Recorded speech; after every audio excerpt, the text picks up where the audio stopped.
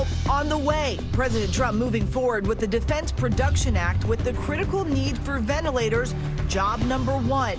States gearing up for an expected explosion of cases, the makeshift hospitals and the need for more with new clusters seen across the country. Medical war zone. Doctors, nurses, and other healthcare workers saying they have to choose between their patients' safety and their own. Their pleas for more equipment as hospitals reach the breaking point. Motion is adopted.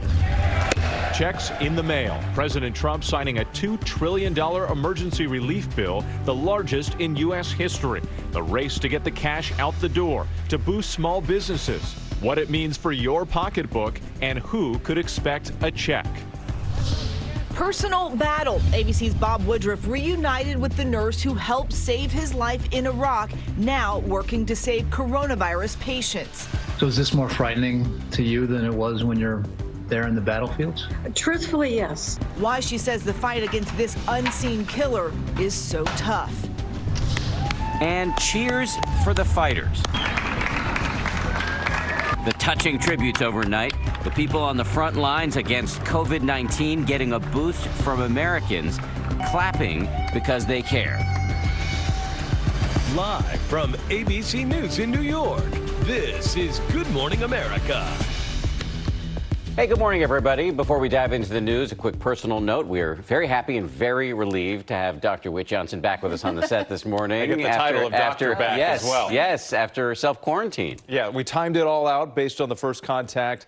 No symptoms, feel fine, and good to be back with you both during this very important time. Yes, so good to have you back here with us. And so much news this morning. President Trump has announced that he will use the Defense Production Act to force General Motors to produce ventilators. GM saying they were already committed to this cause. The president also signed a $2 trillion relief package that includes money for individuals, loans for small businesses, and bailouts for industries hit hard by the outbreak. Here are the latest numbers as we come on the air. The U.S. is now leading the world in the number of confirmed coronavirus cases. According to Johns Hopkins University, that number reaching nearly 104,000 diagnosed cases overnight, with more than 1,700 deaths. And more states taking aggressive new measures to stop the spread. North Carolina's governor issuing a stay-at-home order, while the governor of Alabama announced new restrictions on gatherings.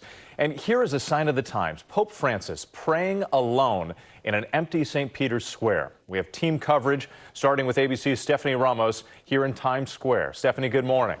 Whit, good morning. New York is seeing more COVID-19 cases with nearly 50,000 across the state. Here in New York City, there are more than 20,000, and the mayor is warning that the month of April will be much tougher than March. This morning, as the U.S. deals with the most cases of coronavirus worldwide, President Trump now says he's ordering General Motors to manufacture those much-needed ventilators, moving forward with the Defense Production Act. Oftentimes, you don't need ventilators very much. Hospitals don't have very many. And now we're turning out that we have to produce large numbers. In New York, where cases have soared past 44,000, Governor Andrew Cuomo says he needs more ventilators now. And the people are on ventilators much longer than most patients are on ventilators. These COVID patients can come in and need a ventilator for up to 20 days. Cuomo touring FEMA's new field hospital in Manhattan. 1,000 new beds available here when it opens Monday. But the governor warns it might not be enough as he asks the president to build 4 more facilities. The virus hitting New York City's first responders. The NYPD reporting its second death, with more than 500 members of the force sick with COVID-19. Throughout the country, other states on high alert. In Detroit, Michigan, the chief of police testing positive for the virus. Big concerns in Illinois as well, as a new cluster forms in the northern Chicago suburbs.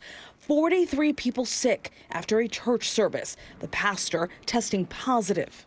I've been feeling very poorly. My health has not been very good. I don't have a cough. I don't have a fever. I don't think anymore. Today I don't feel like I have a fever. I haven't checked my temperature, but so they wouldn't even test me for coronavirus. Plans now underway for the Army Corps of Engineers to convert the McCormick Place Convention Center in Chicago into a 3,000-bed hospital before the end of April.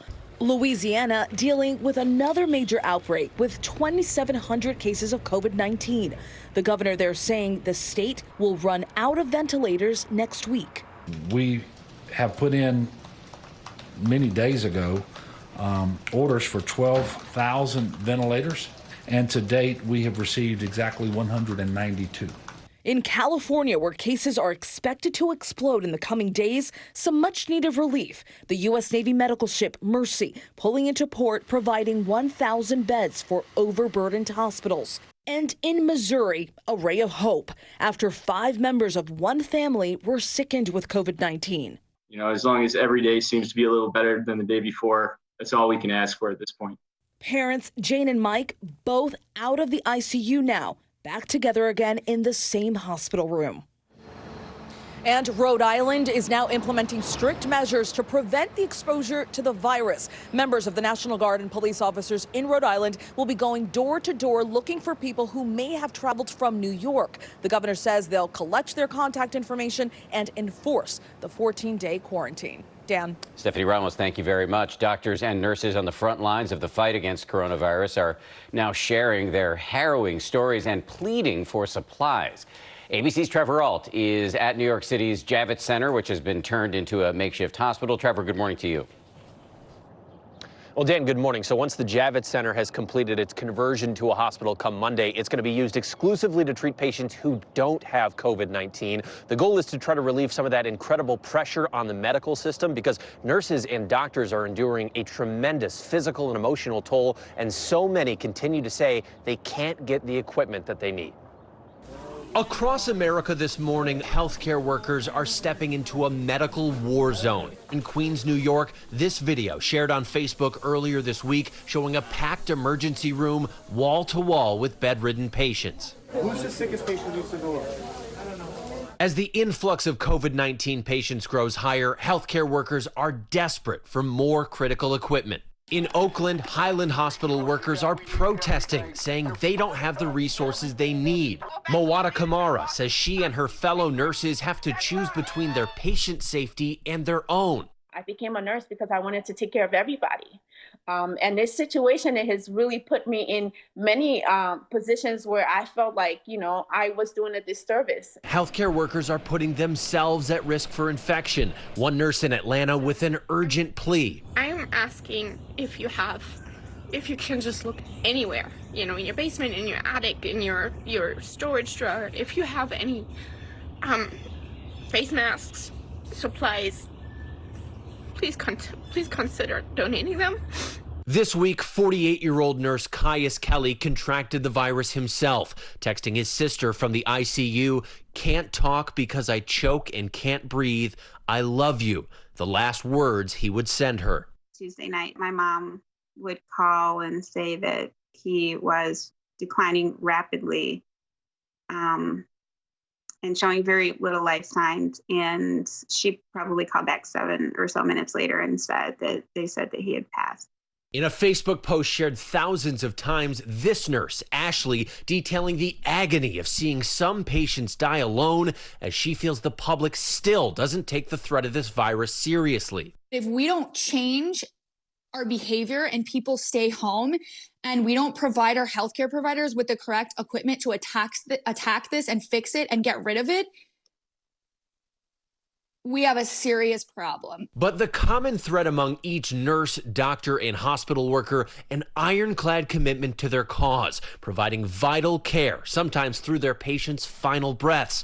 Mike Carter just lost his mother to the virus. He's now thanking her nurse for giving him the chance to say goodbye. Thank God for the kind nurse that was taking care of Mom. She, on Monday, was able to get us on a FaceTime. We were able to tell her that we loved her. Now, what's happening here at the Javits Center is not a one-off. The Army Corps of Engineers has already announced plans to convert a similar-sized convention center in Chicago and a smaller site in Sacramento, and they say they're in the process of surveying more than 100 sites across the country, trying to figure out what's possible and what's needed. Eva. All right, Trevor, out for us. Thank you. President Trump looking for a little appreciation this morning, suggesting some states aren't grateful for the help they're receiving. ABC's Rachel Scott joins us from the White House with more on this part of the story. Good morning, Rachel. Eva, good morning. Yes, President Trump is firing back at governors who have been critical of his administration's response to the pandemic, even telling the vice president that if they aren't appreciative, don't even bother reaching out. All I want them to do, very simple, I want them to be appreciative. Overnight, several states are in desperate need of medical supplies as the president feuds with governors he views as unappreciative. We need help, and at the very least, we don't need people standing in our way from getting it.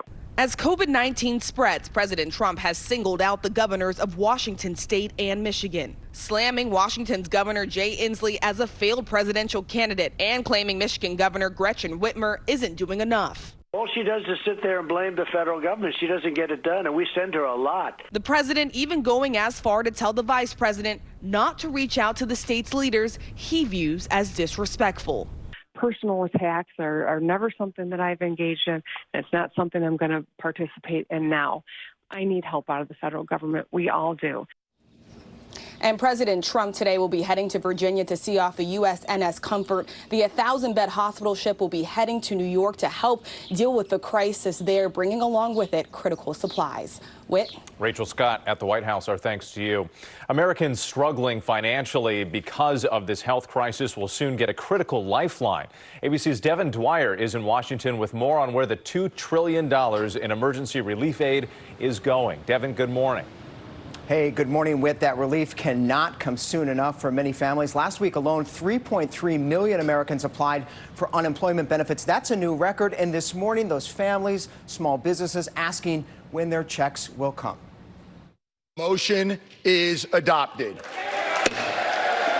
This morning, financial relief for millions of American families is finally in motion. I've never signed anything with a T on it. President Trump signing a historic $2 trillion emergency aid package, the largest in U.S. history. I think we're going to have a rebound like we have never seen before. Millions of Americans hit by the crisis will get direct government payments in early April. $1,200 to individuals earning $75,000 per year or less, plus $500 per child. Those earning up to $99,000 will get a smaller check. It also expands unemployment benefits to include gig workers like Uber drivers, extends forgivable loans to small businesses that keep workers on the job, creates bailout funds for the airlines and hotels, and sends $100 billion to hospitals. We want to demonstrate that we do care for the American people in every way. With many lawmakers back home in quarantine, the measure passed without a recorded vote. Now it's a race against time to get the stimulus cash out the door, especially to small businesses, which employ half of all American workers. When you run out of cash as a small business, you're dead. So we need to get this money into their hands quickly, or their employees are going to suffer, and they may not be here when the recovery comes. Pia Carasone, who owns a craft distillery in Washington, says the government's financial aid could be a game changer for her business. The whole point here is to keep Americans employed and keep paychecks flowing. I would take that deal any day. Now, a lot of people this morning asking how you get that check. The government says you don't need to apply for it. If you qualify based on income, the money will come to you through the IRS, either through direct deposit to your bank account or a check in the mail, depending upon how you file your taxes. Dan? Let's hope they move quickly. A lot of people need that money. Devin, thank you very much. Let's stay in Washington, D.C. Now we want to bring in ABC News contributor Tom Bossert, a former White House security advisor. Tom, good morning to you. So the president is finally pulling the trigger on the Defense Production Act, compelling GM to make ventilators. Is this likely to work? In other words, will it actually get more ventilators to hospitals who say they need them right now? And how quickly can it happen? Yeah, Dan, it absolutely will work. You know, the DPA has a lot of authorities, but actually this priorities and allocations authority is used more frequently than people realize.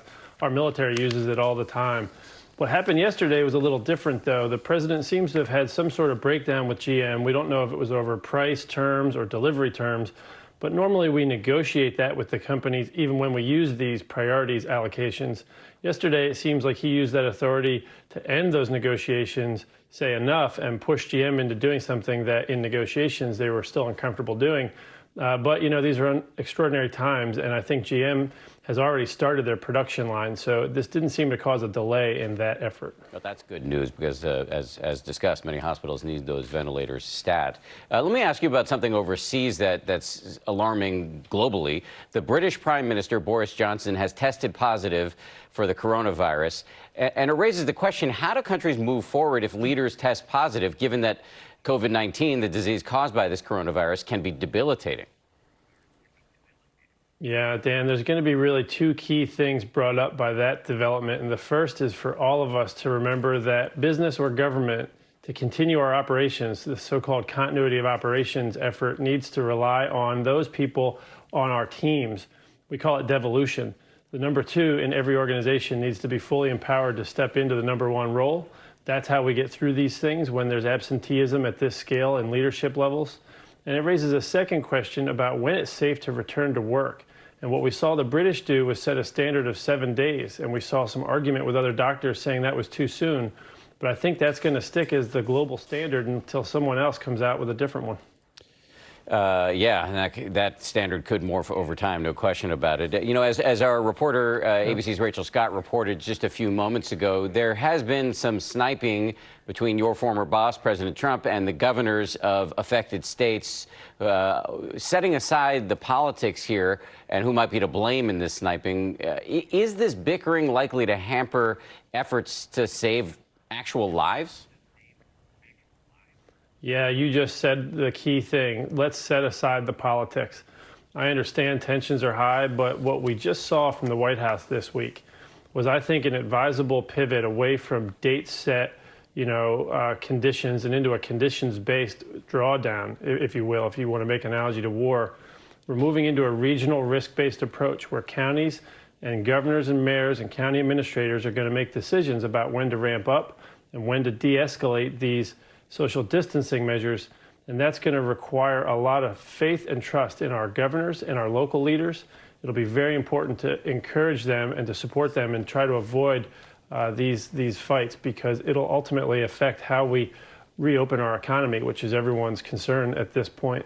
That and, of course, the health concerns. Tom Bossert, thank you very much. Really appreciate your analysis on a Saturday morning. Whit, over to you. All right, Dan, let's get a check of the forecast now, because even though you are stuck in your home with nowhere to go, the weather still matters. At least that's what our friend Robert Marciano keeps telling us. Outside in the backyard. That's right. It's important. I tell you, a lot of people have been outside, haven't they? Just try to get some fresh air, get some exercise, do what you can, keep your distance, of course. Today, though, we do have a significant severe weather threat already. Some hail damaging cars here in Jefferson City, Missouri. 3-inch diameter hail, about 3 dozen reports, and obviously doing some damage to that car. All right, we have with this storm a significant low pressure at the upper levels. That's actually bringing blizzard conditions right now to eastern Colorado. 3 to 6 inches of snow, winds blowing 50 miles an hour, and we're starting to see more thunderstorms pop across parts of Oklahoma.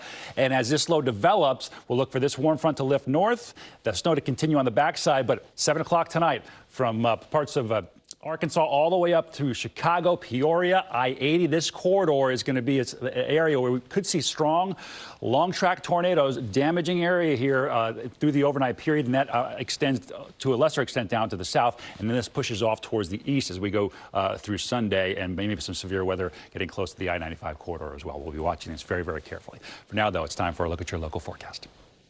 Hello and good morning, Washington. Meteorologist Alex Liggett here. A rainy start to the weekend. Now, I think we will see some of that rain taper off by the early afternoon. Mostly cloudy otherwise, temperatures into the upper 50s. For your Sunday, we are expecting morning fog followed by some afternoon clearing, maybe a stray storm. Temperatures into the mid and upper 70s across region. Early next week, 67 on your Monday, breezy at times. Some evening showers possible Tuesday. Better chance for rain on Wednesday. normally go during a severe weather situation. If it's a public space, it may not be open, so think about a contingency plan for you and your family later on tonight. A good thing to remember. Well, this morning we celebrate the life of civil rights leader Reverend Joseph Lowry. Lowry helped lead the fight against racial discrimination, working with the Reverend Martin Luther King Jr.